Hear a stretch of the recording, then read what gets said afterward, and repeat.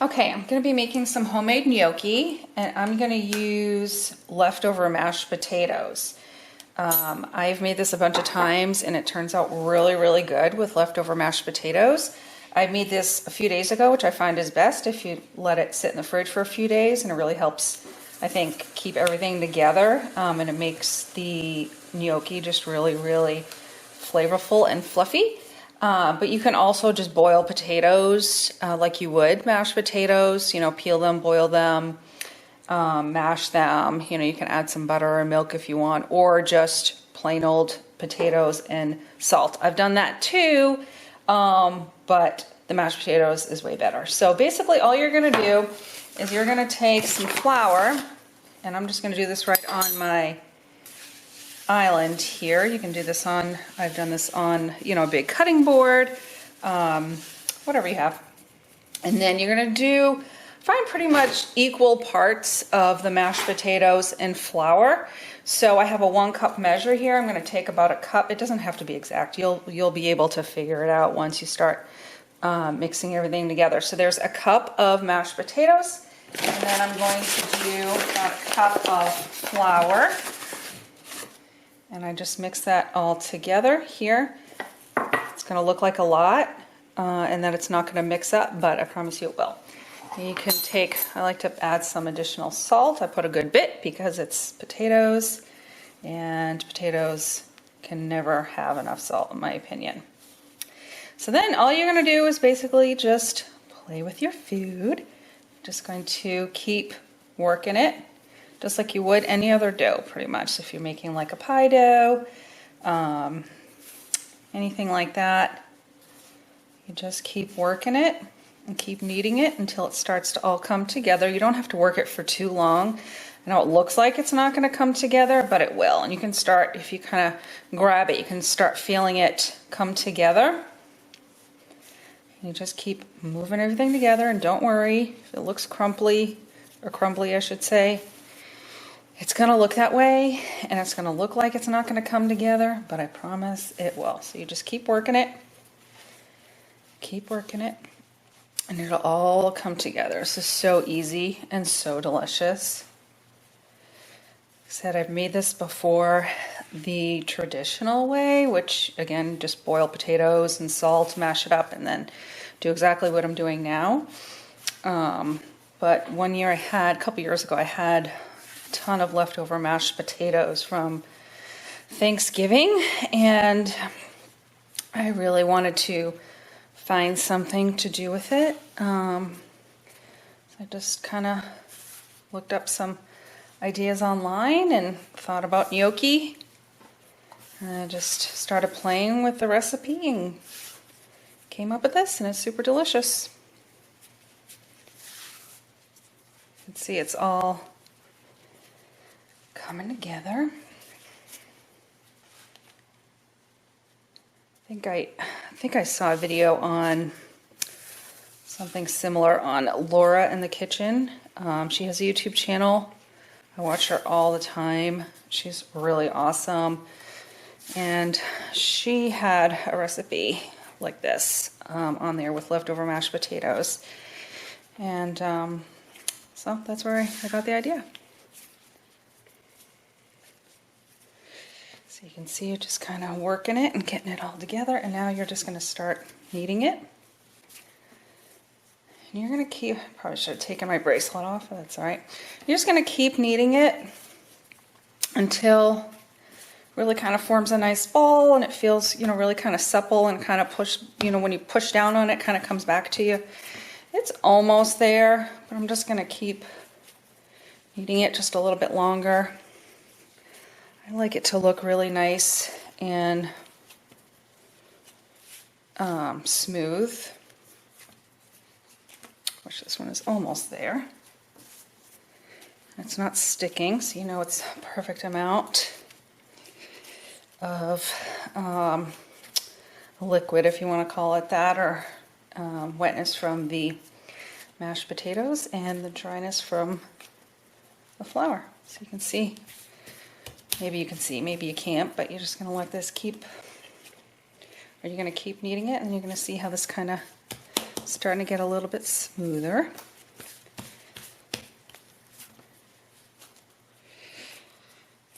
Keep kneading it and kneading it and kneading it until it looks like a really pretty ball, just like that.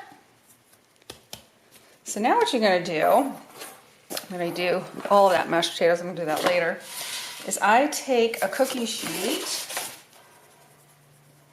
and you sprinkle it with flour, because we're going to roll this out and form it into gnocchi, and then you've got to let it sit for a few hours. So I put salt on there. Now what I'm going to do is get my pastry cutter bench scraper thing here, and what I do is I just cut it into strips. Whoops. Okay, so once you've cut it into strips, you're going to have that. See how pretty the dough is. You just roll it. Move that over. I'm just going to roll it. You can roll it right down on the table, just like that, and you're just going to roll, roll, roll until you get a long strand. It's actually really kind of fun. I enjoy doing this. It doesn't really take all that long to do this.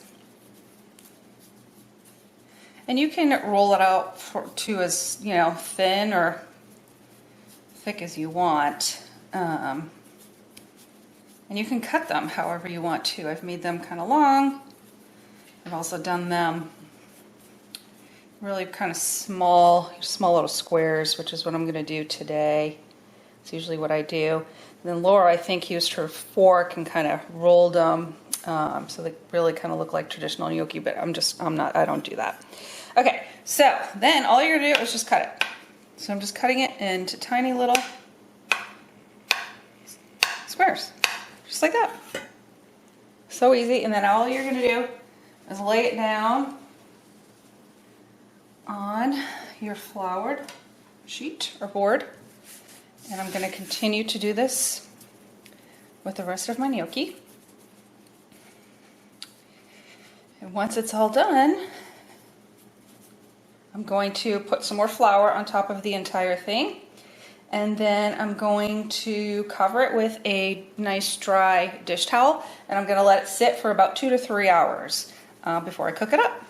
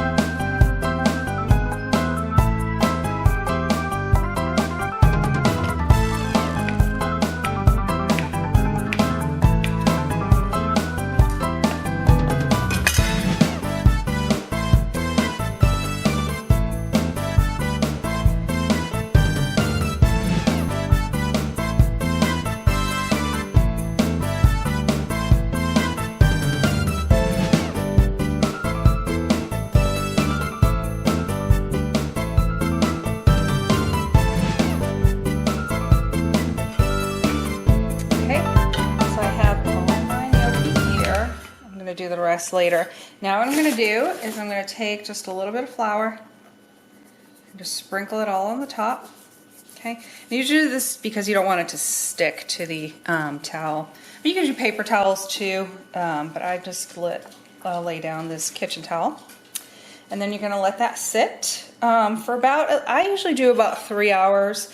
It's important to do that because you want everything to come together and the dough to really kind of stick together. Just like you would any other dough. You want it to have time to kind of, doesn't rise or anything, but you just want it to, you know, stay together. So just let that sit for a few hours and then you can cook it up.